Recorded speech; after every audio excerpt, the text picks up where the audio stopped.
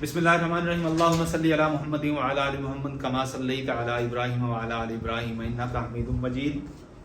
अल्लाहुम्मा बारिक अला मुहम्मदिन व अला आलि मुहम्मद कमा बारिकता अला इब्राहीम व अला आलि इब्राहीम इन्नका हमीदुम मजीद। रब्बि यस्सिर व ला तुअस्सिर व तम्मिम बिल खैर रब्बिरहम्हुमा कमा रब्बयानी सगीरा। तो मैंने आपसे कनाडा को जिस तरह हमने एंड किया है, तो मैंने कहा था कि आपसे मैं यूएनओ डिस्कस करता हूं। तो यूएनओ को जब मैंने ब्रेनस्टॉर्मिंग की यूएनओ के हवाले से, तो मैंने कहा कि यूएनओ की जो बेस है वो कहाँ शुरू होती है, वो शुरू होती है वर्ल्ड वार 1 पे। वर्ल्ड वार 1 के एंड पे जो एक इंटरनेशनल ऑर्गेनाइजेशन पहली बनती है to promote international peace and international security, क्योंकि दुनिया के अंदर 2 ही आज तक बड़ी इंटरनेशनल ऑर्गेनाइजेशंस बनाई गई हैं to promote international peace and security. उनमें से यूएनओ एक है और एक और है जिसे हम लीग ऑफ नेशंस कहते हैं। ये 2 इंटरनेशनल ऑर्गेनाइजेशंस हैं जो दुनिया के पीस को मेंटेन करने के लिए बनाई गई। तो उनमें सबसे पहला नंबर लीग ऑफ नेशंस का आता है। लीग ऑफ नेशंस को प्रीडिसेसर ऑफ यूएनओ भी कहते हैं। मैंने लिखा हुआ है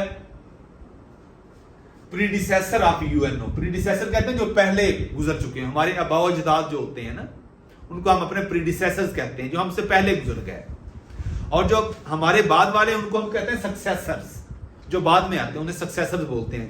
सक्सेशन से सक्सेसर्स, ये प्रीडिसेसर है। ऑब्जेक्टिव अक्सर आती है पीपीएससी के पास पेपर में, ये मैंने पढ़ा है, अटेम्प्ट नहीं किया। ये predecessor of UNO, which one organisation international organisation is the predecessor of UNO. तो उसका क्वेश्चन ये है और उसका आंसर बनता है league of Nations. League of Nations किस तरह बनी, ये हम उसके लिए हमें वर्ल्ड वार 1 की तरफ जाना पड़ेगा। वर्ल्ड वार 1 क्यों हुई, ये इसका एक मैं आपको ओवरव्यू दे देता हूं ताकि आपको चीजें याद रह जाएं। फिर हम लीग ऑफ नेशंस पे आएंगे। लीग ऑफ नेशंस की पहले कौन कौन से स्टेप्स लीग ऑफ नेशंस की फाउंडेशन बने, उसके बाद फिर हम यूएनओ की तरफ जाएंगे। मेरे साथ जुड़े रहें। हम शुरू करते हैं। बात शुरू होती है 2 कंट्रीज है, ऑस्ट्रिया और हंगरी। 2 कंट्री, यूरोप के 2 कंट्रीज हैं, ऑस्ट्रिया और हंगरी। और एक तीसरा कंट्री है, आपने याद रखना है, सर्बिया। ये 3 कंट्रीज याद रखना। जब वर्ल्ड वार 1 की बात होगी, ऑस्ट्रिया हंगरी दोनों इकट्ठे हैं और इनका मध्य मुकाबला होता है सर्बिया। ये 2 कंट्रीज याद रख लें। ऑस्ट्रिया और हंगरी का एक ही उनका शहजादा था जिसका नाम था Franz Ferdinand, FRANZ Ferdinand, Franz Ferdinand. Death होती है इसकी 28 जून 1914 को। इसको असैसिनेटेड किया जाता है, इसकी असैसिनेशन होती है, इसकी असैसिनेशन, इसका मर्डर होता है। ये इसको कहते हैं arch Duke Francis of Austria and Hungary. Arch Duke Francis, Austria और हंगरी।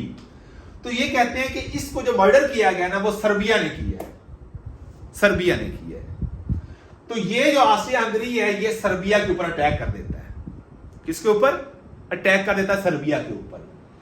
तो जब सर्बिया के ऊपर अटैक करता है, तो सर्बिया को बैक करता है, जो सपोर्ट करते हैं वो यूएसएसआर सबसे पहले मैदान में आता है। रशिया जिसे आज हम कहते हैं, जो डिसॉल्व होता है 1990 में। कब डिसॉल्व हुआ रशिया? यूएसएसआर कब डिसॉल्व होता है? 1990। ये नोट कर लीजिएगा, ये आपने इस पे वर्क करके बता देना है कि यूएसएसआर कब डिसॉल्व हुआ और रशिया में आया। सो पॉइंट ये है कि सर्बिया की जो सबसे पहले सपोर्ट की वो यूएसएसआर ने की, क्योंकि ये ईस्टर्न यूरोपियन कंट्री है, इसका रशिया का इंफ्लुएंस बहुत ज्यादा था, तो रशिया ने सबसे पहले इसकी सपोर्ट की। तो जब रशिया ने सपोर्ट की, तो साथ दूसरी पावर्स भी आ गई मैदान में। इधर से रशिया ने की, तो फौरन रशिया के मध्य मुकाबले था जर्मनी। बहुत बड़ा कंट्री है एक यूरोप का, हमने पढ़ा है इसको इन डिटेल। फौरन जर्मनी ने भी ऑस्ट्रिया और हंगरी की सपोर्ट करना शुरू कर दी। सर्बिया की सपोर्ट में कौन आया? यूएसएसआर। ऑस्ट्रिया हंगरी की सपोर्ट में कौन आ गया? जर्मनी आ गया। Backed by, BACKED, backed by. और ये भी बैक्ड बाय लिखा है। सर्बिया को किसने बैक किया, मदद की? यूएसएसआर ने। और ऑस्ट्रिया हंगरी की मदद किसने की? जर्मनी ने। अब जब इनके दरमियान जंग छिड़ी तो इनकी सपोर्ट में लाइक माइंडेड, जो इनके लाइक माइंडेड थे वो भी कंट्रीज मैदान में आ गया। तो जर्मनी की सपोर्ट में जो कंट्रीज, हमको सेंट्रल पावर्स कहते हैं, और यूएसएसआर के साथ जो अटैच हो गया सर्बिया के लिए, उनको हम अलाइड पावर्स कहते हैं। अलाइड पावर्स, ये याद रख लीजिएगा, ये अलाइड पावर ठहरी और ये सेंट्रल पावर्स ठहरी। ऑस्ट्रिया हंगरी की सपोर्ट जर्मनी ने की, तो जर्मनी के साथ ये कंट्रीज मिल गए, Austria Hungary, Bulgaria, Ottoman Empire, खिलाफत उस्मानिया। हम भी किन के साथ मिल गए? हम भी जर्मनी के साथ मिल गए। तो इस साइड पे कौन था? इस साइड पे great Britain, France, Russia, Italy, Canada और जापान, ये कंट्रीज मिल गए आपस में। इसी वजह से जब हम इंडो पाक हिस्ट्री में 1914 और 1918 का पीरियड देखते हैं तो उस दौरान खिलाफत मूवमेंट भी चलती है। खिलाफत मूवमेंट्स के जो पॉइंट्स हैं जिस वजह से वो बनी, उनमें एक ये भी था कि बरतानिया मुसलमानों के खिलाफत उस्मानिया के जो तारीखी मुकामात हैं उन पर बमबारी नहीं करेगा। वो इस वजह से था क्योंकि बरतानिया सपोर्ट कर रहा था यूएसएसआर की और सर्बिया की, और हम मुसलमान जो थे वो किसके साथ खड़े थे? जर्मनी के साथ खड़े थे। तो इस वजह से ऑटोमन एम्पायर के ऊपर भी बरतानिया, जो उस टाइम बरे सगीर में काबिज था, बरे सगीर की जो कॉलोनी बनी हुई थी उस टाइम, तो उस टाइम ये अटैक इधर हो रहे थे। तो खिलाफत मूवमेंट में हम जब अपने बड़े बड़े हमारे जो हिस्टोरिकल की पर्सन हैं उस टाइम के, वो जब अपने तकाजे लेके आते हैं बरतानिया के सामने, तो उन तकाजों में से जो एहतजाज किए जाते हैं उनमें से एक पॉइंट ये भी होता है कि बरतानिया बमबारी नहीं करेगा, खिलाफत उस्मानिया के जो इंपॉर्टेंट पॉइंट्स हैं, तारीखी मुकामात हैं, मकामात मुकद्दसा हैं, उनके ऊपर अटैक नहीं करेगा। ये समझ आती है क्योंकि हम किसके अगेंस्ट खड़े थे? हम बरतानिया के अगेंस्ट, और बरतानिया वो था जो उस टाइम बरे सगीर के अंदर रूल कर रहा था, रूलिंग पावर था ये। तो ये कंट्रीज अलाइड पावर्स कहलाई और ये कंट्रीज सेंट्रल पावर्स कहलाई। अल्टीमेटली जर्मनी ने हथियार डाल दिए, तो ये सारा ग्रुप जो है ये लूजर कहलाया, और अलाइड पावर्स जो है वो विनर्स कहलाई, जिसकी वजह से अल्टीमेटली वर्ल्ड वार 1 का अंजाम होता है, एंड होता है। इस साइड पे मैं अभी नहीं आया कि किस किस चीज के स्टेप्स बने, तो जिस वजह से ये एंड हुई वर्ल्ड वार 1। तो वर्ल्ड वार 1 के नतीजे में कितने लोग मारे गए? 16 मिलियन पीपल। ऑब्जेक्टिव ये है कि किस कंट्री पर किसने अटैक किया? सर्बिया के ऊपर ऑस्ट्रिया हंगरी ने अटैक किया था। ये ऑब्जेक्टिव ध्यान में रखिएगा। स्टोरी मैंने आपको बता दी, कौन कौन से कंट्रीज थे जिन्होंने सर्बिया को सपोर्ट किया और कौन कौन से कंट्रीज थे जिन्होंने ऑस्ट्रिया और हंगरी को सपोर्ट किया था। ये नाम याद रखिएगा, फ्रांज फर्डिनेंड। इसका असैसिनेशन होता है कब? 28 जून 1914 को, और यही 28 जून 1914 को इसका मर्डर होता है और वर्ल्ड वार 1 का आगाज होता है। यही डेट है। क्या आवाज सही नहीं आ रही? किसी कॉल अब हो गया? ओके, ये आवाज पंखा बंद कर दें। ऑब्जेक्टिव है कि वर्ल्ड वार 1 का आगाज कब होता है? 28 जून 1914 को होता है,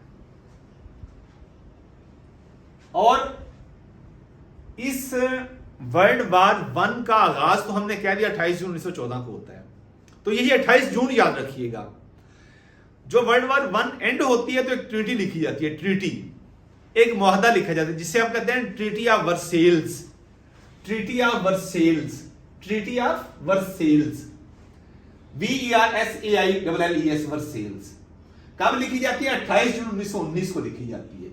यही मैंने कहा था 28 जून याद रखिएगा। ये 28 जून है और ये भी 28 जून है। वर्ल्ड वार 1 का 1914 से 1918। अब आगे स्टोरी चलती है। 1914 में से कौन सी डेट? 28 जून 1914, जब इसकी असैसिनेशन होती है।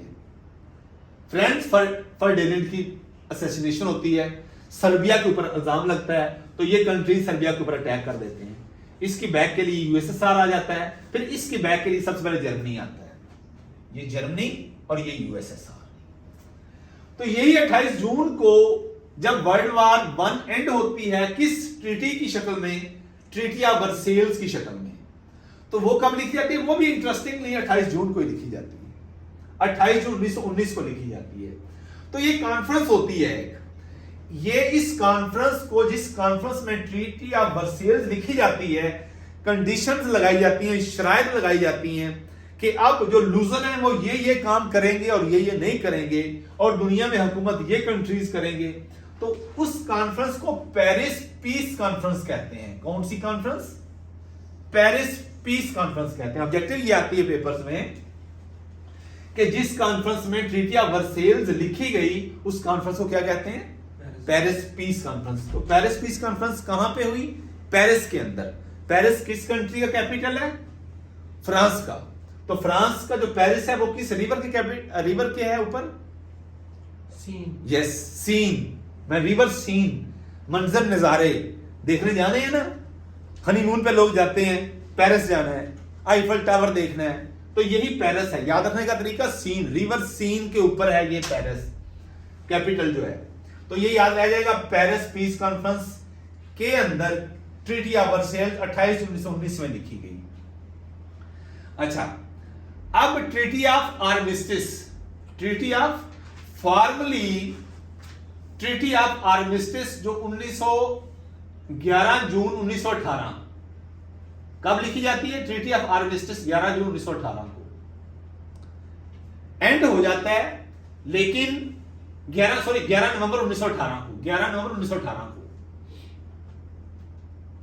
ट्रीटी ऑफ आर्मिस्टिस एंड कर देती है। 28 जून को वैसे फॉर्मली एंड हो जाता है इसका वर्ल्ड वार 1 का। ओके, नेक्स्ट, जर्मनी बहुत बड़ा उस टाइम पावा था, जिसे पावा कहते हैं।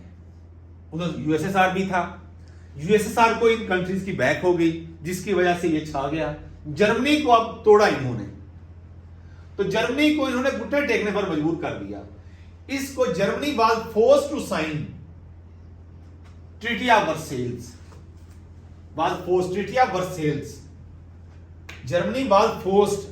ये जो पेरिस पीस कॉन्फ्रेंस हुई थी, ये सारे कंट्रीज इसमें बैठे, इसमें जर्मनी को इनवाइट नहीं किया गया था। हालांकि जर्मनी ने पहले हथियार डाल दिए थे, 1918 में हथियार डाल दिए, जिसके बाद फैसला हो गया कि एंड वर्ल्ड वार 1 का एंड हो गया। पीस, ये भी ऑब्जेक्टिव बनती है कि क्या पीस, पेरिस पीस कॉन्फ्रेंस में जर्मनी को इनवाइट किया गया था? उसका जवाब है no. Germany was not invited to participate in Paris peace conference. Clear? Next, अब ये ट्रीटी ऑफ वर्सेल्स जो है, ये ऑब्जेक्टिव आती है, ये एनफोर्स कब की गई, नाफिज कब की गई? ये 10 जनवरी 1920 को एनफोर्स की गई।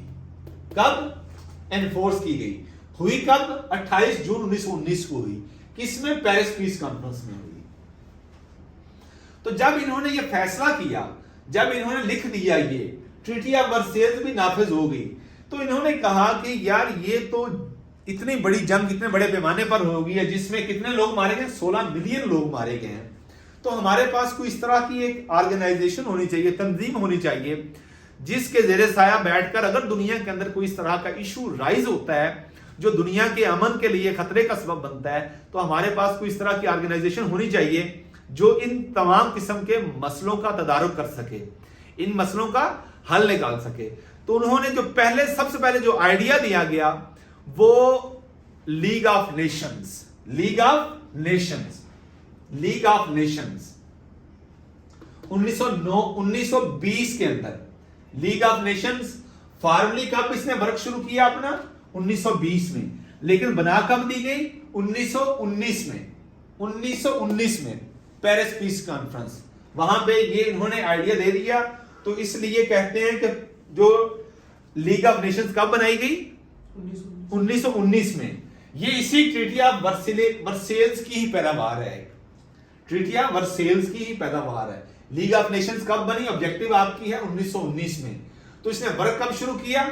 इसने वर्क किया 1920 में। कब तक रही ये इसी ट्रीटी ऑफ वर्सेल्स की पैदावार है। तो ट्रीटी ऑफ वर्सेल्स की 2 और ऑर्गेनाइजेशन है, वो भी पैदावार है। ILO, international labour organisation, ILO, वो भी 1919 में बनी थी। वो भी कहां बनी थी? 1919 में। और उसके बाद फिर जब 1920 आया, 1921 आया, इन ममालिक ने सोचा कि हमारे पास कोई डिस्प्यूट्स को रिजॉल्व करने का एक इंटरनेशनल फोरम भी होना चाहिए। तो इन्होंने एक ऑर्गेनाइजेशन बनाई थी, उसका नाम याद रख लें आप,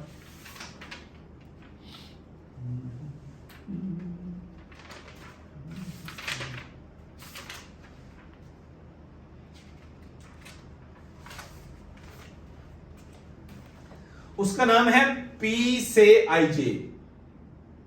एक तो मैंने कहा कि ट्रीटी ऑफ वर्सेल्स की पैदावार क्या हो गई, लीग ऑफ नेशंस, और साथ ही ILO। League of nation objective आ जाती है, कब बनी, 1919 में बनी। इसने वर्क कब शुरू किया, 1920 में वर्क शुरू किया। अब साथ ही ILO भी बन गई, इंटरनेशनल लेबर ऑर्गेनाइजेशन। तो इन्होंने 1921 में सोचा कि हमारे पास कोई कोड भी होनी चाहिए। यह है PCIJ, permanent court of international justice, permanent court of international justice. It is also the predecessor, जिस तरह हम लीग ऑफ नेशंस को कहते हैं, यह लीग ऑफ नेशंस है। जिस तरह हम लीग ऑफ नेशंस को बोलते हैं कि league of Nations is the predecessor of UNO, predecessor of UNO हम कहते हैं, ऐसे ही लीग ऑफ नेशंस को अगर हम प्रीडिसेसर ऑफ UNO कहते हैं, तो PCIJ, permanent court of international justice, को हम कहते हैं predecessor of ICJ, international court of justice.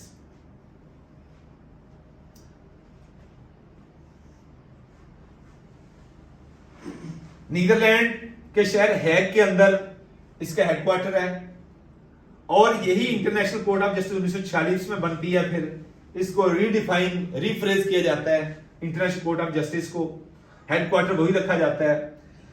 New बाकी UNO के 6 प्रिंसिपल ऑर्गन्स हैं, 6 प्रिंसिपल ऑर्गन्स हैं। उन 6 में से ये वाहिद इंटरनेशनल कोर्ट ऑफ जस्टिस है जिसको न्यूयॉर्क से हट के चलाया जाता है। बाकी 5 जो UNO के प्रिंसिपल ऑर्गन्स हैं, जिस तरह मैं मिसाल दे रहा हूं, security council, trusteeship, United nation general assembly, ICJ भी उसका एक ऑर्गन है, प्रिंसिपल ऑर्गन। उन सब बाकी 5 प्रिंसिपल ऑर्गन्स का जो हेडक्वार्टर है वो न्यूयॉर्क के अंदर है, और ये वाहिद प्रिंसिपल ऑर्गन ऑफ UN है जो न्यूयॉर्क से बाहर है। ये भी ऑब्जेक्टिव, एक पूछने का सवाल पूछने का तरीका है। और ये हेडक्वार्टर कहां है इसका, हेग के अंदर है, हेग, नीदरलैंड, हेग के अंदर है। Permanent court of international justice, तो ये लीग ऑफ नेशंस बनती है। एक और ऑब्जेक्टिव आती है, which was the very first international organisation to establish world peace and security, which was the very first international organisation established to secure, to promote international peace and security। तो पहली international बैनुल अक़वामी तंजीम कौन सी हुई, league of Nations. कब बनी, 1919 में बनी। काम कब शुरू किया, 1920 में काम शुरू किया। कब तक काम करती रही, 1946 तक काम करती रही। कब तक काम करती रही, 1946 तक काम करती, और अप्रैल 1946 में इसको डिसॉल्व कर दिया गया। कब डिसॉल्व किया गया, अप्रैल 1946 को डिसॉल्व किया गया। अब एक और ऑब्जेक्टिव आती है कि किस दौरान, जिस तरह हम जब कायदे-ए-आज़म की बात करते हैं तो कायदे-ए-आज़म एक ही टाइम में कांग्रेस के और मुस्लिम लीग के मेंबर रहे 1913 से 1920 तक। ये वो पीरियड है कि दोनों पार्टीज के ये मेंबर थे। ऐसे ही जब हम लीग ऑफ नेशंस की बात करते हैं, जब मैंने कहा कि very first international organisation which was established to promote, to secure international peace and security, पहली ऑर्गेनाइजेशन लीग ऑफ नेशंस। लेकिन एक टाइम के दोनों मौजूद थी, इन फील्ड थी, लीग ऑफ नेशंस भी और UNO भी। UNO बनती है 24 अक्टूबर 1945 को, 24 अक्टूबर 1945 को ये UNO। अभी हम उसकी तरफ जा रहे हैं। मैंने कहा पहले आपको लीग ऑफ नेशंस का आपके पास तसव्वुर हो तो UNO की तरफ जाएंगे हम। ये लीग ऑफ नेशंस डिसॉल्व होती है अप्रैल 1946 में, तो 24 अक्टूबर 1945 को बनती है आपकी UNO। तो 24 अक्टूबर 1945 से लेकर अप्रैल 1946 तक ये आपकी दोनों इंटरनेशनल ऑर्गेनाइजेशंस फील्ड में मौजूद रही। ये ऑब्जेक्टिव याद रखिएगा, ये टाइम पीरियड है, ये मत भूलिएगा, बहुत नायाब ऑब्जेक्टिव है। और इसका टाइम पीरियड 1920 से 1946 याद रखिएगा। बनी कब? 1919 में बनी थी। ये चीजें हो गई जी। First international organisation established to promote international peace and security, यही बता दिया। अब इसकी गोद से ये दो बच्चे निकले थे, लीग ऑफ नेशंस की गोद से, यानी पीस पेरिस पीस कॉन्फ्रेंस हुई तो उसकी गोद से क्या निकला? Treaty of Versailles. उसकी गोद से लीग ऑफ नेशंस निकली, उसकी गोद से आईएलओ निकली। फिर 2 साल बाद PCIJ, permanent court of international justice, 1921 में बनी। और इसको रीडिफाइन किया गया यूएनओ जब बनी 1946 में, तो इसका नाम इंटरनेशनल कोर्ट ऑफ जस्टिस रख दिया गया।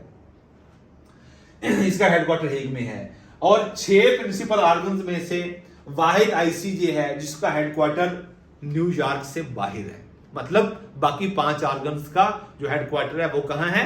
न्यूयॉर्क के अंदर है। ये बात ऑब्जेक्टिव भी हो गई। उसके अलावा एक इंपॉर्टेंट ऑब्जेक्टिव, बल्कि इंपॉर्टेंट एक नहीं है, 3-4 अमेरिका के हवाले से याद रखने।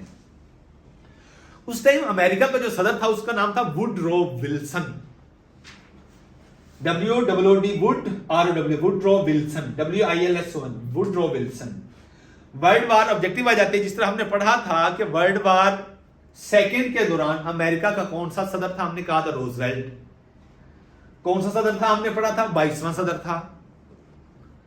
और रोजवेल्ट वो वाहिद सदर था जो 2 बार और उससे ज्यादा प्रेसिडेंट बना, वाहिद सदर था। फिर 23वां उसमें आया हैरी ट्रूमैन, जिसने बम गिराने का हुक्म दिया। याद रखिएगा, हैरी ट्रूमैन वो शख्स था जिसने कहा था बम गिरा दिए जाए। 23वां सदर था अमेरिका का हैरी ट्रूमैन। ये वुडरो विल्सन था, वुडरो विल्सन। ये अमेरिका का 28वां सदर था। याद रखिएगा, अमेरिका का 28वां सदर था। 1913 से 1921 तक ये सदर रहा है। ये क्लियर हो गया अमेरिका कौन सा सदर था उस टाइम वर्ल्ड वार 1 के दौरान? वुडरो विल्सन 28वां सदर था ये। इसके अलावा एक और बहुत इंपॉर्टेंट ऑब्जेक्टिव है। क्या इशू है? अच्छा, एक और ऑब्जेक्टिव है इंपॉर्टेंट कि ये जो ट्रीटी ऑफ वर्सेल्स है, जो पेरिस पीस कॉन्फ्रेंस में जो लिखी गई, साइन हुई, सारा कुछ इसका हुआ, इसके ऊपर ट्रीटी ऑफ वर्सेल्स के ऊपर अमेरिका ने साइन नहीं किए। America USA did not sign treaty of Versailles. बहुत इंपॉर्टेंट ऑब्जेक्टिव है। अदरवाइज जिन्होंने एक तायराना नजर डाली होती है वो कहते हैं अमेरिका तो बड़ा कलीदी रोल प्ले कर रहा था उस टाइम, की कंट्री था, तो ऑब्वियसली उसने किया होगा। लेकिन पते की बात यह है, America did not sign treaty of Versailles. वजह इसकी क्या है? अमेरिका के सेनेट ने, जो उसका अपर हाउस है पार्लियामेंट का, उसके सेनेट ने इसको पास ही नहीं किया। क्यों पास नहीं किया? इसलिए कि ट्रीटी ऑफ वर्सेल्स जिन कंट्रीज के अगेंस्ट थी, अमेरिका अब उनको अपना हम पल्ला बनाना चाह रहा था। इस वजह से उसने ट्रीटी ऑफ वर्सेल्स को बस पेंडिंग रखा और उसके सेनेट ने उसको रेटिफाई नहीं किया, उसको पास नहीं किया, उससे एग्री नहीं किया उस कंडीशंस पे। वजह यह थी कि इन ममालिक को भी वो अपना हम पल्ला बना रहा था और उसने बनाया। फिर इनके दरमियान ताल्लुकात बहाल किए और अल्टीमेटली फिर यूएसएसआर के अगेंस्ट उसने अपना सारा हब क्रिएट किया। तो उसने अपने एक मुश्किल टाइम में उसने फैसला लिया और आहिस्ता आहिस्ता उन कंट्रीज को अपने पैरों के नीचे ले आया और उन्हीं को फिर अपनी ताकत बनाया। और फिर आहिस्ता आहिस्ता यूरोप के अंदर उसने अपने हम ख्याल कंट्रीज को पैदा किया, जिस वजह से उसने ये साइन नहीं किए। इसके अलावा बहुत इंपॉर्टेंट ऑब्जेक्टिव है, अमेरिका ने लीग ऑफ नेशंस को भी ज्वाइन नहीं किया था। USA didn't join league of Nations, ये भी ऑब्जेक्टिव है। बहुत important, very very important objective, denied league of nation. ये होगी इंपॉर्टेंट चीजें। वर्ल्ड वार 1 क्यों हुई, कब हुई, एंड किस तरह हुआ, कौन कौन से कंट्रीज किस साइड पे खड़े रहे, लूजर कौन ठहरा, विनर कौन ठहरा, कितने लोग मारे गए, अमेरिका का सदर कौन था, कौन कौन सी ट्रीटीज लिखी गई, कब लिखी गई, कहां लिखी गई, उसके अलावा उसके नतीजे में क्या हुआ, ये सारी चीजें मैंने आपको बताई हैं। अब मैं यूएनओ की तरफ आता हूं। उम्मीद करता हूं कि ये चीज आपको समझ आ गई होगी।